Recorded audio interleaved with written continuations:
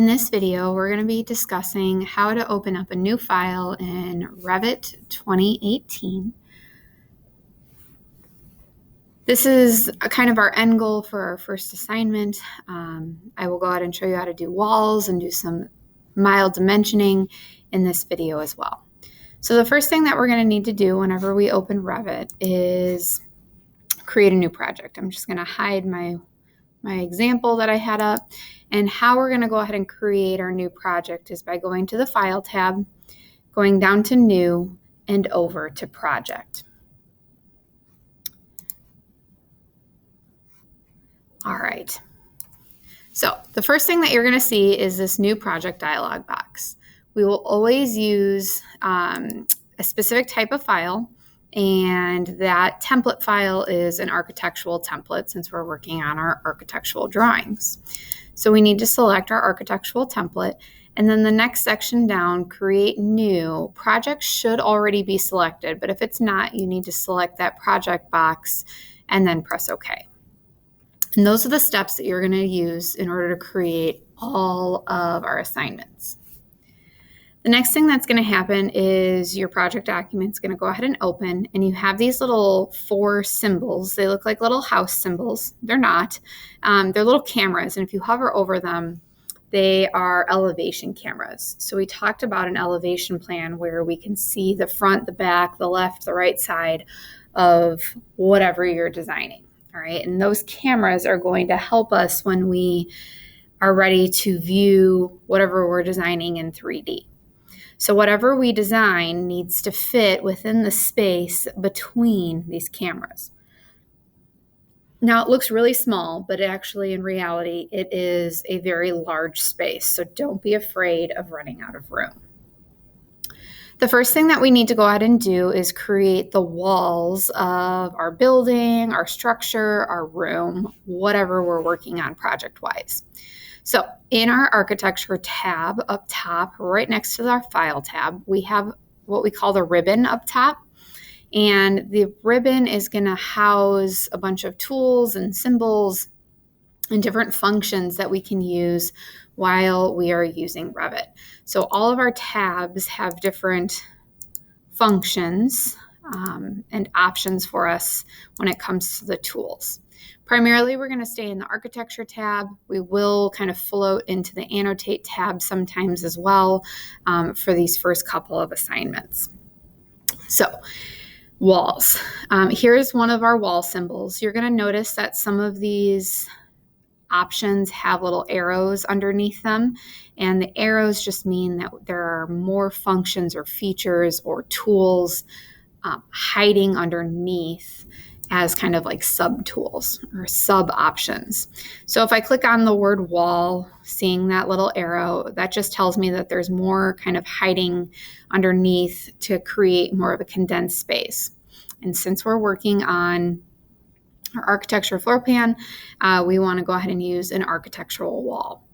This is going to be the type of wall that we're going to use for 99% of our projects. If I need you to use a different type of wall, I will always specify what wall I need you to create if it's not an architectural wall. So I'm going to go ahead and select that. And what's going to happen is my ribbon is going to go ahead and change. And it's changing because now I have modify or place wall features that are going to go ahead and help me build my walls. All right. Second thing that we need to go ahead and look at is our properties panel. Our properties panel can be floating anywhere. So mine's attached to the left side. I can break it off and I can kind of move it wherever I want to. If I want it to be put back on the left side, I just kind of hover over that left side. It'll give me a preview of that box, and then I can kind of snap it back into place. So the first thing that we need to do is we need to find what type of wall we're going to go ahead and create. So we're creating our classroom in this example. So I need a 4-inch interior wall, since I'm not building an actual structure or a house where I would need to start with my exterior walls first. So if we take a look at our list, I'm in, again, the properties panel, and this top function here we'll have a drop down of all the different types of walls that we can go ahead and create using. These are pre-stored walls. So my problem is I have a generic 4-inch brick wall, but I don't want brick. I just want like a regular generic wall. And since it's not an option, we need to create that 4-inch wall. So I'm going to create my 4-inch wall using my generic 5-inch. And the nice thing about Revit is when you don't have an option that you need, you can typically download a symbol for it, or you can manually create it. So today I'm going to go ahead and show you how to manually create our 4-inch interior wall.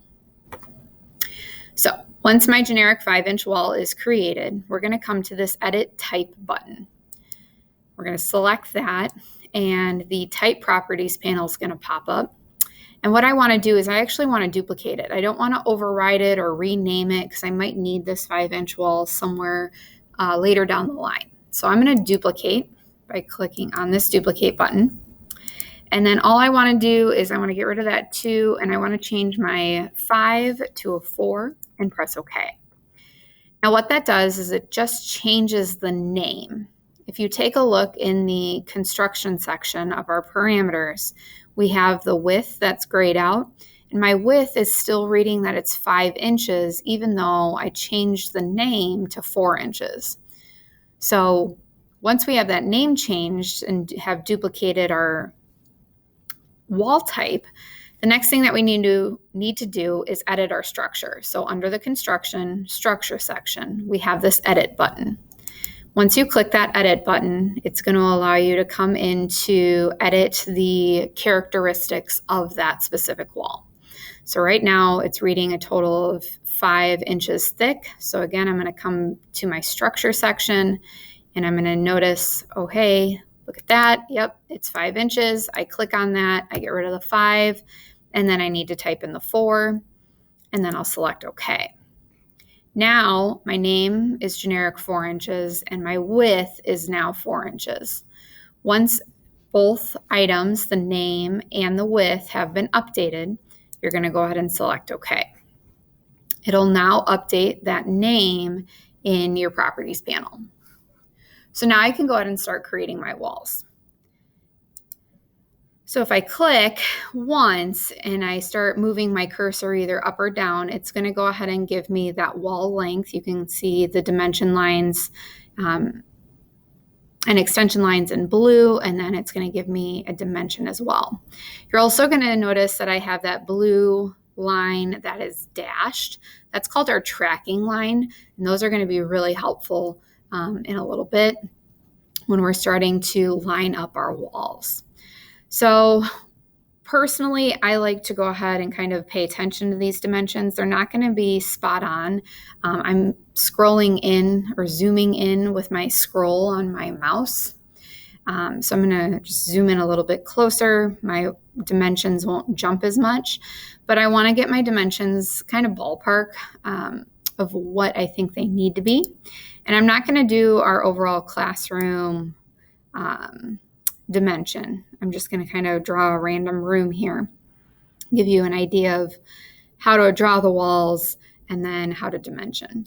So you can see here that I have tracking lines that are horizontal and vertical. And the reason for that is it's tracking that starting point corner right here and telling me, okay, now your walls are even. And it's doing a lot of that work for me so that I don't have to guess if they're even, which is really nice. All right, and that is how you create your walls.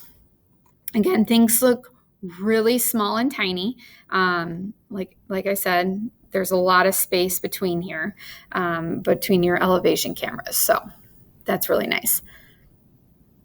Once you're finished with creating your walls, like I'm done with my room, you're going to press the escape key. And the escape key is going to exit out of that function. And you know you're completely escaped out of that function when it brings you back to your architecture tab and you can see all of these different symbols up in your ribbon that you originally started with. All right, so I'm going to zoom in so that we can see the floor plan a little bit easier. So the next thing that we need to go ahead and do is we actually need to dimension the room to the actual size that we want to go ahead and use. Before I go ahead and start dimension, what I always like to do is change my scale. Over in our properties panel, in the graphics section, it says view scale, and it has preloaded scales that we would go ahead and be able to select from, which is really nice. Different varieties, either big or small.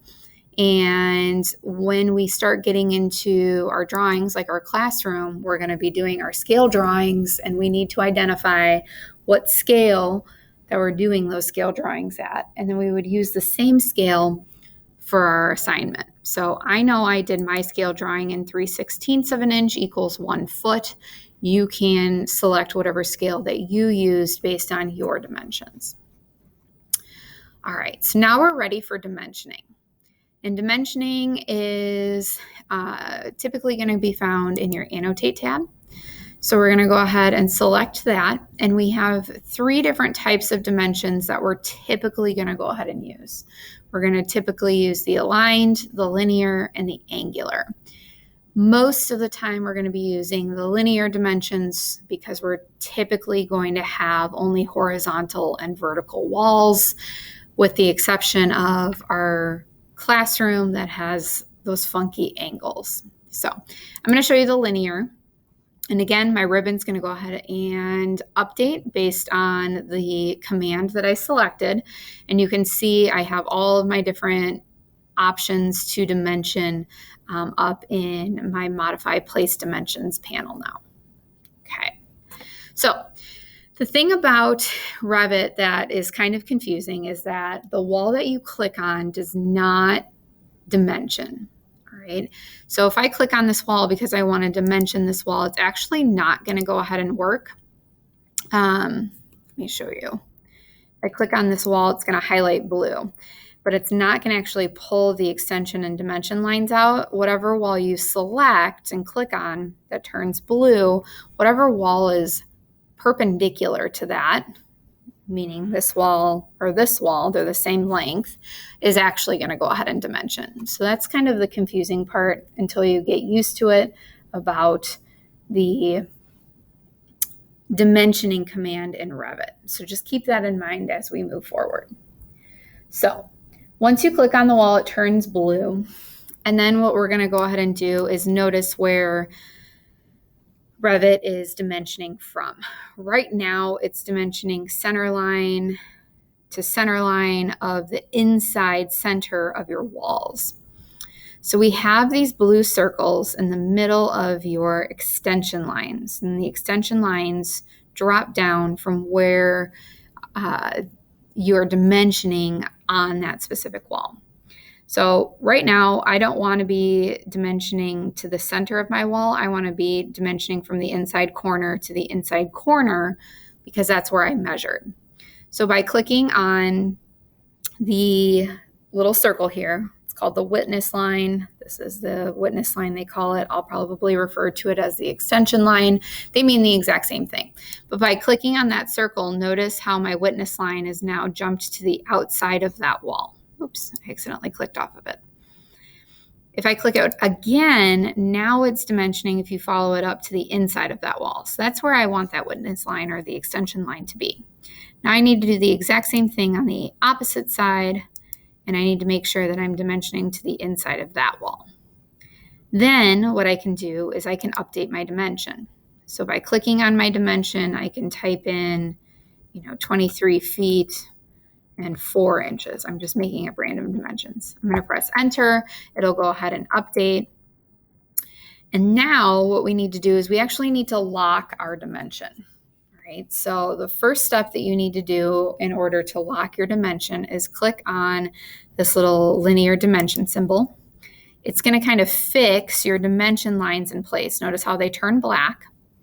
I'm going to click off of the dimension. And now my dimension, the size of that number is going to get bigger. And then what I can come in and do is click on my dimension after I've deselected everything. And now that little lock symbol appears. And that lock symbol is important because we want to lock all of our dimensions once we're done and we've updated it to the size that we want. Because if we don't lock it, as we come around to the rest of our walls, this wall will potentially move and change the dimension to something that we don't want. All right, so if you forget to lock your dimensions as you go, you're actually creating more work for yourself, which we obviously want to avoid, right? So now that this wall is dimensioned, I'm actually going to click on that wall, and now the wall that's perpendicular to it is going to go ahead and pop up. And remember, I want to dimension to the inside of my wall, so I'm going to click on these little circles to move that witness line, to pan, to grab your screen and kind of move it to a new location. I'm holding down my scroll key. Go ahead and zoom in here. So now I'm on the outside dimensioning, now I'm on the inside, and there's this little circle here. Ignore that little circle. You always want to click on it from the witness line, or what we call the extension line. So now I'm dimensioning from the inside to the inside. Now I can come in and I can update my dimension. Let's say I want this to be 28 feet, 9 inches. Again, just randomly making up wall sizes. I click on my dimension symbol. I'm going to click off of my dimension. My dimension gets a little bit bigger. Okay, my extension and dimension lines kind of turn black and lock into place. And now I need to click on my dimension a second time, and then that little lock symbol pops up, right? So now if I click on this line, notice nothing's going to happen because my room is kind of that rectangular shape. I already have my dimensions locked. So they're not going to go ahead and move, which is really nice. And that is how you go ahead and dimension walls.